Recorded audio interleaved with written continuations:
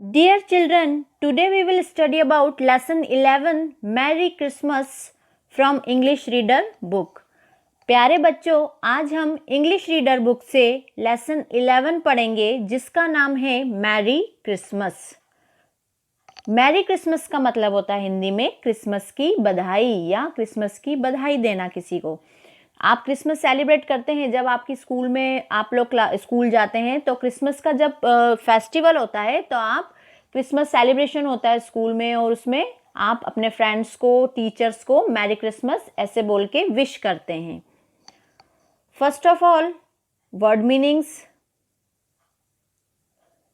ADVENT advent, its English meaning is arrival और हिंदी में इसका मतलब होता है आगमन.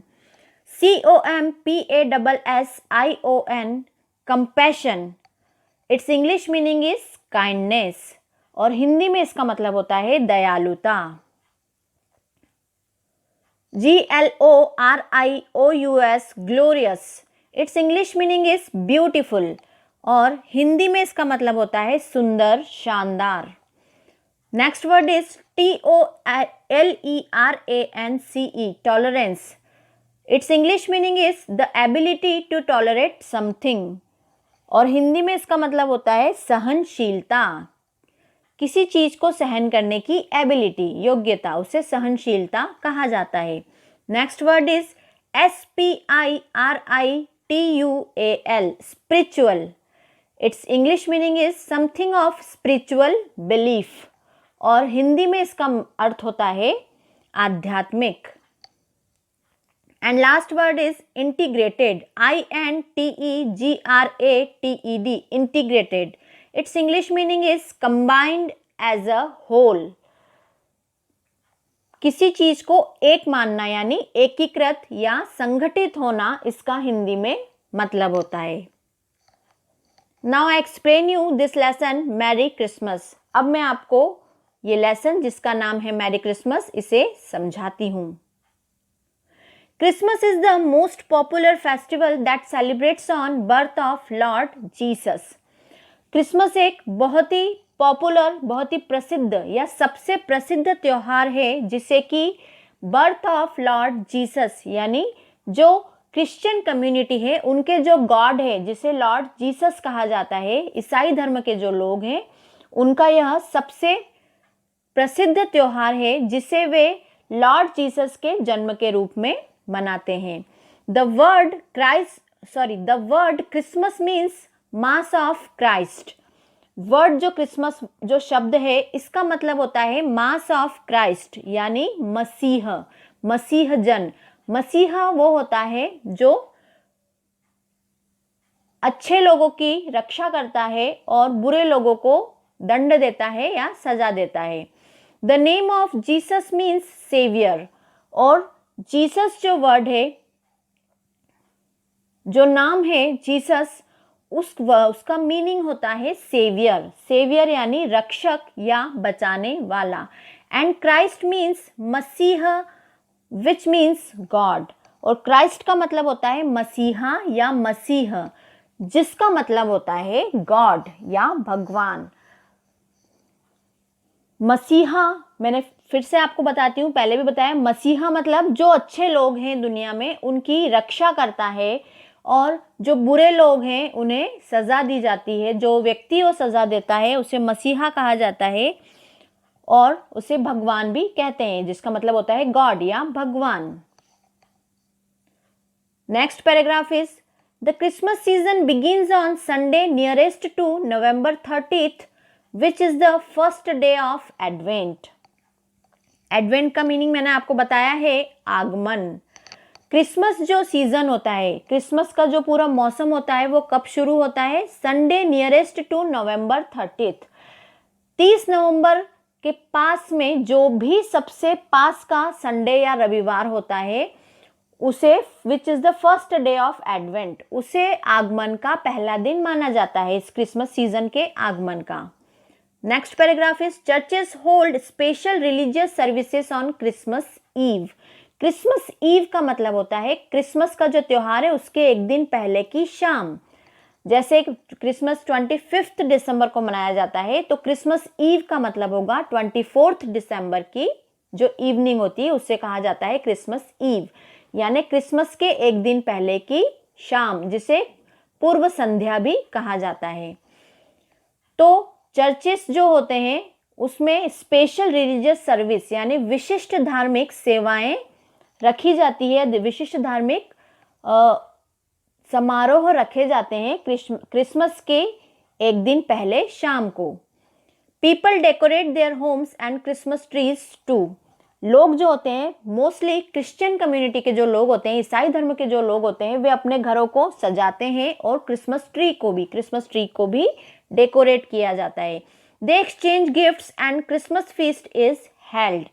वे उपहार एक दूसरे को गिफ्ट देते हैं, एक्सचेंज करना यानी एक दूसरे को उपहार देते हैं, और क्रिसमस फीस्ट इज हेल्ड यानी कि क्रिसमस फीस्ट, क्रिसमस की दावत या क्रिसमस का भोजन रखा जाता है।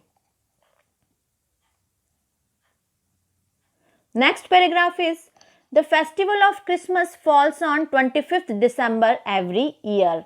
प्रत्येक वर्ष या हर साल 25 दिसंबर को क्रिसमस का त्योहार आता है। The eve of long awaited day makes us wait the whole year for the glorious occasion.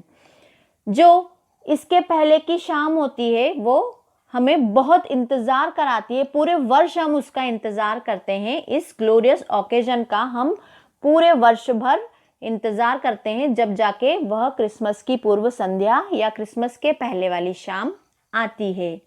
Glorious occasion यानी इस शानदार अवसर का हम पूरे वर्ष भर वेट करते हैं, इंतजार करते हैं। Next paragraph is fun and frolic are the integrated part of this festival. Fun and frolic, fun का मतलब होता है मज़ा, मस्ती, मज़ा, और फ्रॉलिक का मतलब होता है उल्लास। मस्ती, उल्लास, मस्ती या मज़ा और उल्लास इस फेस्टिवल के या इस त्योहार के इंटीग्रेटेड पार्ट है। इंटीग्रेटेड का मतलब मैंने आपको बताया है एकीकृत या संगठित। तो मस्ती, मज़ा या उल्लास इस त्योहार के संगठित भाग है या एकीकृत भाग है। Next paragraph is on Christmas eve people pray in church. Christmas eve यानी क्रिसमस के पहले जो शाम होती है, क्रिसमस के एक दिन पहले शाम को लोग चर्च में प्रार्थना करते हैं। चर्च वो प्लेस है, मैंने आपको पहले भी बताया है, जहाँ पर क्रिश्चियन कम्युनिटी के लोग प्रे करते हैं, प्रार्थना करते हैं। They light candles and sing carols with great joy. वे मोमबत्तियाँ जलाते हैं, कैंडल्स यानी मोमबत्तियाँ जलाते हैं और कैरोल्स गाते हैं विथ ग्रेट जॉय, बड़ी खुशी के साथ, बहुत ही आनंद के साथ। कैरोल्स यानी होता है ईसाई भजन। क्रिश्चियन लोग जो गीत गाते हैं, खुशी वाला गीत, उसे कैरोल्स कहा जाता है, जिसे ईसाई भजन भी कहते हैं।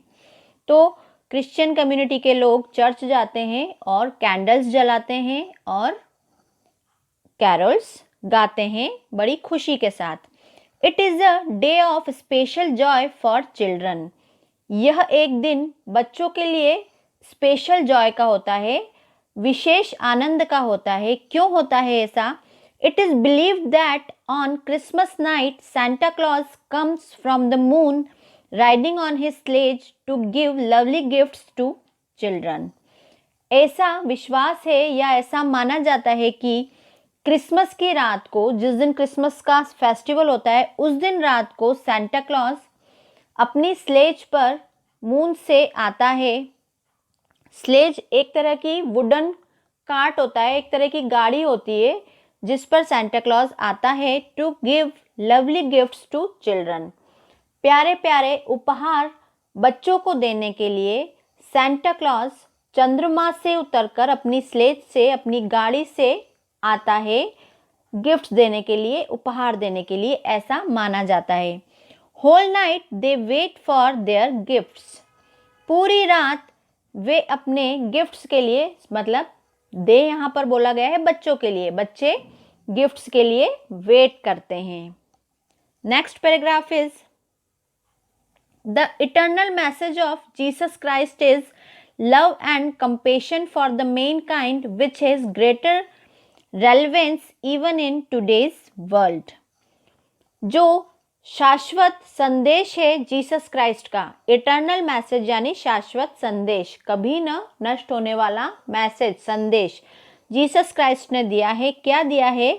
Love and compassion for the Mankind, मनुष्य के लिए प्रेम और दया का भाव. कोई भी मनुष्य हो, कैसा भी मनुष्य हो, उसके लिए प्रेम और दया का भाव होना चाहिए.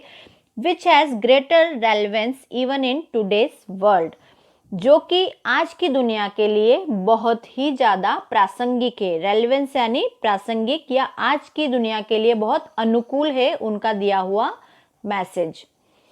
Christmas reminds us of the virtues of sacrifice and goodwill. Christmas reminds us, Christmas का जो फेस्टिवल है वो हमें याद दिलाता है, रिमाइंड्स अस यानी हमें याद दिलाता है virtues of sacrifice and goodwill, त्याग और अच्छाई की भावना, गुडविल यानी सद्भावना या अच्छाई की भावना के गुणों को हमें याद दिलाता है. फिर से रिपीट करती हूँ, क्रिसमस हमें त्याग और सद्भावना के गुणों की याद दिलाता है. And last paragraph is Lord Jesus preached to give tolerance and faith in God.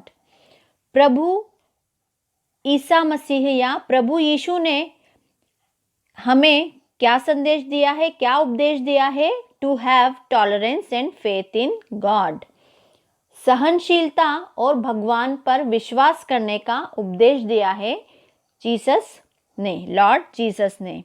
Besides this he brought forth with him an insight that human beings cannot live by bread alone and the human welfare depends on the balance between physical and spiritual needs. इसके अलावा उन्होंने हमें क्या समझाया है या क्या बताया है? इसके अलावा वह अपने साथ एक अंतर्दृष्टि यानी अंतर्भाव, अंदर जो हमारा देखने का जो हमारा भाव है उसे अंतर्दृष्टि कहा जाता है. वह अंतर्दृष्टि लेकर आए थे जीसस क्राइस्ट. उन्होंने हमें क्या बोला है कि मानव या प्राणी, ह्यूमन बीइंग्स यानी प्राणी या मनुष्य, सिर्फ और सिर्फ अकेले रोटी भोजन करने से नहीं जी सकते हैं. Can not live by bread alone, यानी कि अकेले हम सिर्फ भोजन कर लें और हम जी लें तो ऐसा नहीं हो सकता. और ह्यूमन वेलफेयर यानी मानव कल्याण depends on the balance between physical and spiritual needs. मानव कल्याण जो है वह किस पर निर्भर करता है? भौतिक और आध्यात्मिक आवश्यकताओं के बीच संतुलन पर निर्भर करता है. फिर से समझाती हूँ. इसके अलावा जो जीसस क्राइस्ट है वे एक अंतर्दृष्टि लेकर आए हैं हमारे लिए कि ह्यूमन बीइंग्स जो हैं, मनुष्य जो हैं, वह सिर्फ भोजन के द्वारा नहीं जी सकते हैं, अकेले भोजन करके जीवन नहीं जिया जा सकता है. और मानव कल्याण भौतिक और आध्यात्मिक आवश्यकताओं की जो संतुलन है, बैलेंस जो है, उनके बीच में जो बैलेंस है उस पर डिपेंड करता है.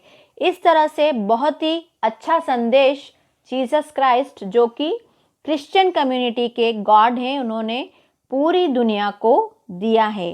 At last moral of the lesson is humanity is the biggest religion.